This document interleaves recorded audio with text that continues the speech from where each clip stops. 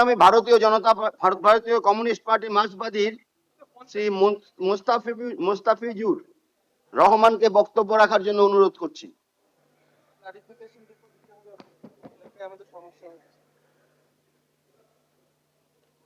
প্রথমেই স্যার অধ্যক্ষ মহাশয়কে আমি শুভেচ্ছা জানাচ্ছি অষ্টাদশ বিধানসভার স্পিকার হিসেবে নির্বাচিত হওয়ার জন্য।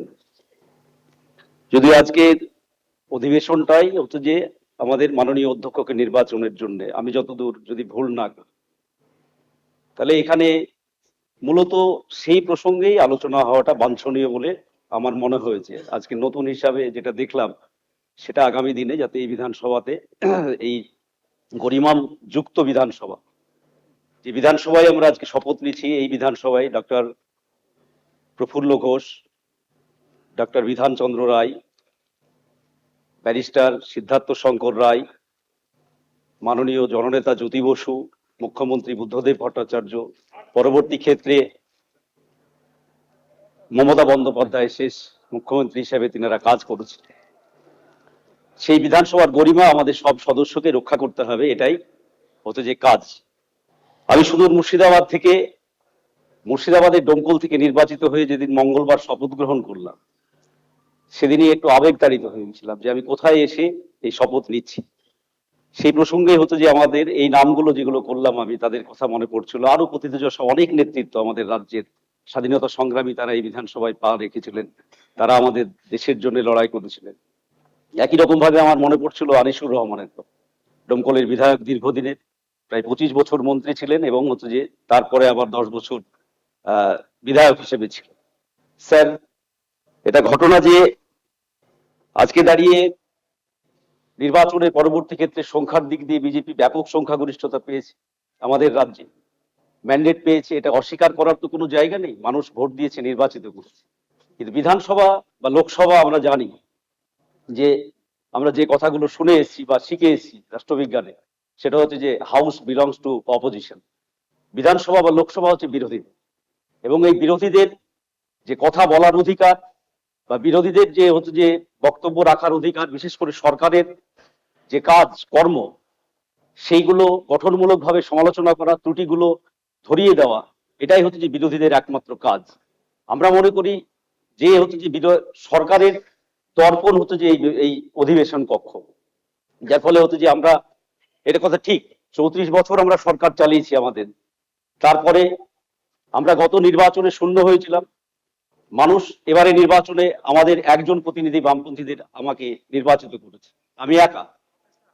কিন্তু আমি মনে করি যে অধ্যক্ষ মহাশয়, আপনি সবসময় যা আমাদের ভারতবর্ষের সংসদীয় রাজনীতি, কখনোই একথা অস্বীকার করা যাবে না, আমি যে দল থেকে বিলংস করছি, ভারতের সংসদীয় রাজনীতিতে সেই দলের আলোচনা ছাড়া সংসদীয় রাজনীতি পরিপুষ্টতা লাভ করবে, এটা আমি অন্তত মনে করি না। আমি তাই গর্বের সঙ্গে বলছি, ভারতবর্ষের সংসদে যদি স্বাধীনতার পর স্পিকার নিয়ে আলোচনা হয়, তাহলে নিশ্চিতভাবে এক বাক্যে সবাই স্বীকার করবেন 2-5 জনের মধ্যে অন্যতম সোমনাথ চট্টোপাধ্যায়, এর নাম সর্বাগ্রে আলোচিত হবে। একই রকম ভাবে এই বিধানসভায় দীর্ঘ 29 বছর ধরে বিধানসভাতে স্পিকারের ভূমিকা পালন করেছে হাসিম আব্দুল খালিক।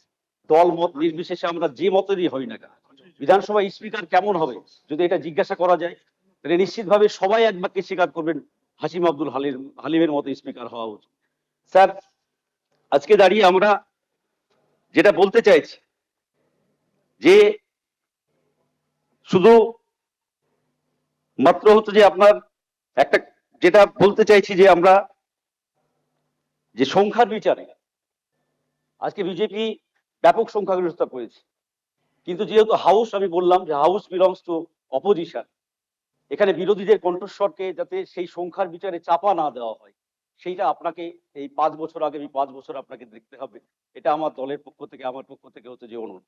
একই রকম ভাবে সংখ্যা নয়, গঠনমূলক হচ্ছে যে সমালোচনা, সবার সমানাধিকার এই বিধানসভাতে, তারপর হচ্ছে যে গণতান্ত্রিক অধিকার, সেইগুলো যাতে এই বিধানসভাতে প্রতিষ্ঠিত হয়, তা অভিভাবকের মতো আপনি যদি দেখেন, তবেই আগামী দিনে আমাদের রাজ্যের যে গণতান্ত্রিক গরিমা, যা আমি মনে করি ব্যক্তিগতভাবে এবং আমরা দলগতভাবে যে গত 15 বছর ধরে এই বিধানসভাতে এবং বিধানসভার বাইরে ধূলিসাৎ করা হয়েছে, আমরা অনুরোধ করব আপনার মাধ্যমে এই বিধানসভার গরিমা আমরা দেখেছি।